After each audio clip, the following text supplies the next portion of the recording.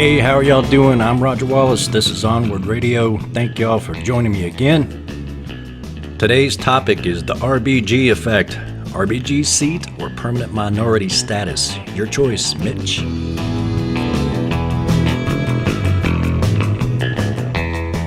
So what does that mean exactly? That's really just a statement of what power that the left has right now, with Ruth Bader Ginsburg being gone, and they're trying to fill that seat as soon as possible. There's a little bit of question of whether they want to do it before the election and use the politics of it that way, or if they want to wait till after the election and use it as some other sort of carrot or stick. And because of laws and the Constitution and procedures, there's really not procedurally much that the Democrats can do. They can boycott it. They can do their best to give a perception of illegitimacy to the pick. That's one little thing they can do, but legally, constitutionally, there's nothing they can do. If they want to seat this justice, they certainly can. But the fact that they're pushing this through after voting has already started is lowest of low. Anyway, legally, constitutionally, they still have the right to do it, I suppose. And that brings us to the next point. What do the Democrats have at their disposal as weapons at all after the fact? There's 3 or 4 things that we can use to forge this sword that we're going to have to hang over the head of Mitch McConnell to not push this through, even though he's still going to. So we can just plan on these are things that are probably going to happen, and it's up to us to decide if we want them to happen or not. And these are all things I'm in favor of. Number 1, if we take back the Senate and hold the House and get the presidency, which again, up to us, up to you, yes, you listening, not just voting, bringing 5 people with you, 10 people with you, talking to people, getting this done. One major thing is statehood for Washington, D.C. and Puerto Rico. That would be either 3 or 4 Senate seats right off the bat, hopefully, for Democrats. D.C. has more people in it than some states. Puerto Rico is already considered citizens, but sort of not. They're basically citizens without representation in Congress. So, and they haven't voted 100% that they want statehood yet, but we haven't even really tried to make it so. But if they push through this Supreme Court seat, we'll definitely do it. Statehood for D.C. and Puerto Rico. So that's more electoral college votes for the Democrats. Of course, the total needed to win will be pushed up a little bit. So right away, that would be bad for Republicans for the long term.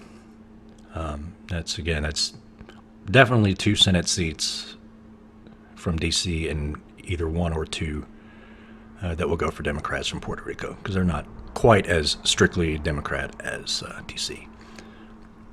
Another thing, the major thing, important thing that I don't like the sound of, and didn't used to be in favor of this, but at this point, there's really just no choice left. We have to eliminate the filibuster. Right now, it takes 60 votes in the Senate to pass anything because the Republicans completely abused the filibuster during the Obama years, more than during any other presidency in history. So the filibuster used to have to stand on the floor of the Senate for X amount of hours and read books and do a bunch of stuff, jump through a bunch of hoops to filibuster. But now all you have to just say is, we filibuster. And suddenly it takes 60 votes to pass anything. And while we're going to have a majority, we're not going to have a 60-seat majority in the Senate.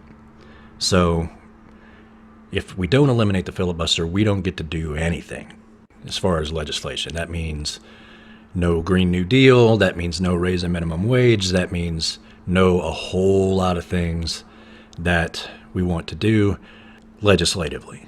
That's relief bills for COVID any COVID-related things won't get done because they'll filibuster.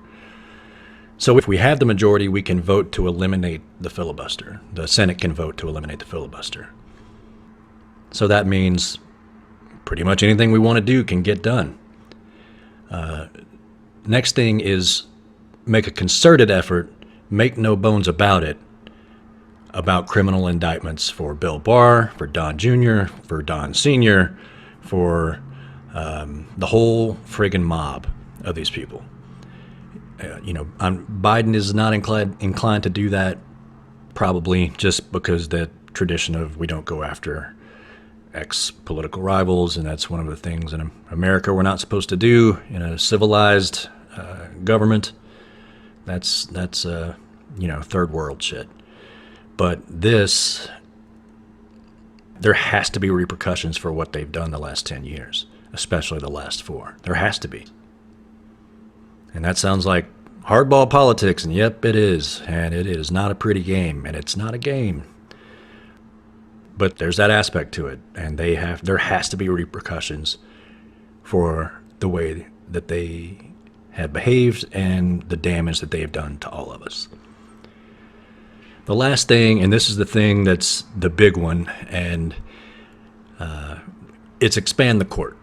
And you hear a lot of talk about this, and the idea of that scares the shit out of a lot of people because it's such a kind of radical sounding thing. It's always been 9 for a long time, at least, not our entire history. It's changed many times way in the past. But in modern times, it's been 9 for the last 100 years or so. FDR tried it in his term, and it failed because he just kind of gave up on it. It wasn't necessary anymore once somebody retired and somebody else started singing a different tune, and it just wasn't necessary anymore. So it didn't pass. But this time, they can complain about court packing if they want to, but it's not court packing, it's court unpacking. That's what it would be if we expanded the court, and we would expand it to 11 or to 13. Expanding it to 11 would be adding 2 seats, and that would change it to a 6-5, still conservative majority, 6-5 court, which is still no good, but better than 6-3. And those, if we have the majority in the Senate, those things will pass. Those seats will be almost a sure thing. If he goes to 13, he can make it a 7-6 liberal court, which is, I can't blame him. I don't know that Biden would do that. I think possibly a President Harris might do that down the road to 13. Maybe not. Maybe by the time that rolls around, it won't be, who knows, it won't be an issue anymore. But the court as it exists now is a stolen court with about to be 3 illegitimately selected justices. I know I said this in a previous episode, but it's true, and I'm going to keep saying it. 3 illegitimate picks on the Supreme Court right now. Gorsuch, his seat was stolen. It should have been Merrick Garland's seat.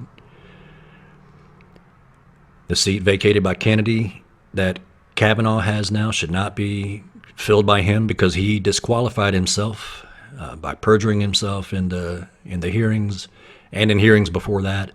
And the way he acted in those hearings, he clearly does not have the temperament to be someone who's on the court. He was vindictive and partisan, and the Democrats are going to pay, and my God, no, that guy should not be on any court, much less the Supreme Court. He's a Republican operative from way back, and he just shouldn't be on the court. He disqualified himself in his hearings. And this last pick is illegitimate because they're ramming it through after voting has already started for the next election, and because they're breaking their own rule that they set when they denied Merrick Garland's pick. So that's 3 illegitimate Supreme Court justices. That's going to make it a 6-3 conservative court, possibly for the rest of my life. If you're over 40 years old, these people, this is going to be the court for the next 10, 20, 30, 40 years. Amy Coney Barrett is young. Brett Kavanaugh is young. Neil Gorsuch is younger than he looks. Thomas is kind of old. Alito's getting up there, but neither one of those are fossils either. So like this could be the court for a long time. So even if we have the Senate, everything that we pass can get shot down by this Supreme Court. It'll just be all for nothing if we don't expand the court. There's a few pieces of political currency that we have to let the Republicans know that these are the things that we were thinking about doing before if we got into power, but now we're definitely going to do if we get into power, if you ram through this pig. Number one, again, just to recap, statehood for D.C. and Puerto Rico, eliminate the filibuster in the Senate, criminal indictments for William Barr, Don Jr., Don Sr., and everybody else in that entire criminal racket, and that's what it is. It's a criminal racket. And then last, but most definitely not least, expand the court to 13, and if not that, 11, to restore balance and restore actual justice to the Supreme Court after it was literally stolen and packed by Mitch McConnell and the Republican Party. So what does all that mean? Those aren't just threats, and those aren't just things that are retribution, although that's necessary too in this case. What that will do is give the Republican Party permanent minority status in America. Right now, they're already the minority in number, even though they don't think they are. There are more of us than there are of them. Make no mistake about that.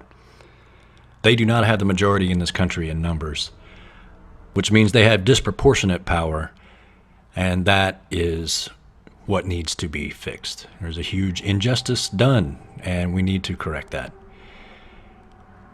by expanding the court. So what that will do, in effect, will be make our system reflect the country, first and foremost, by giving the majority of people majority status, which is how a democracy, small d democracy, works. The majority is supposed to win, whether it's 51% or 60% or 2/3 or 3/4 of democracy. That's how democracy works. And no, you don't want tyranny over the minority either, but that's not what anybody's asking for. Right now, what we have is minority rule, which is the exact opposite of what democracy is supposed to stand for. And yes, I know we're a republic, and the name of our technical style of government is not capital D democracy, but we are a small d democracy. We vote and majority wins. That's how it works. So right now, expanding statehood, like giving statehood to 2 more states, and expanding the court, and eliminating the filibuster will reflect the majority of America. And the Republicans will go the way of the Whigs. And I'm fine with that. I wish there was a better Republican Party. I wish there was a Republican Party that actually stood for conservative values and actually had people with some amount of intelligence and integrity in the party, but they don't have that anymore. All the grown-ups in the room are gone. It's nothing but the kids' table left in the Republican Party. And those people aren't even playing for keeps right now. The people who are still being sycophants to Trump, they know he's an idiot. They know he's inept. They know he's corrupt. They know he's incompetent. They know he shouldn't be leading the country. But they want consulting jobs. They want to be in the think tanks, and they want, they're playing for cocktail parties right now. That's why these people are staying with Trump. I mean, there's a few of the steadfast idiots who are true believers in Trumpism, and they're the worst of the worst. But Jesus, at least they're honest. These other people are just flat out cowards. So I hope that version of the Republican Party goes the way of the dinosaur, the way of the Whig Party, and that'll be good for the country, and it'll actually reflect the country. So that's where it stands right now. That is the RBG effect. Mitch McConnell has the choice. You can have this seat in the Supreme Court, or you can have permanent minority status. It's up to you, Mitch. But ultimately, it's up to us. I'm not going to stop. I can't overstate that part. What happens from here on is up to us. How much noise we make. How much we talk to each other. How much we pay attention to voting. How much we vote right. Not just vote yourself. It's not as simple as going to the polls and finding out that night who won it. It's not going to be that easy this time. You have to vote yourself. You have to convince other people to vote. You have to make sure to not convince people to not vote. Even if you're not going to vote, even if you think it's all bullshit, don't spoil it for the rest of us. So that's the RBG effect. It's up to you, Mitch, and most importantly, it's up to us. So that's all I have for you for right now. Thank you again for joining me. I appreciate you sticking around for another one of these. We'll have another one going soon. Check it out if you can. If you find any value in this broadcast, please visit the Venmo at rwtipjar and the PayPal at rogerwallace71@gmail.com. And I appreciate you being here. We'll see you next time. This is Onward Radio.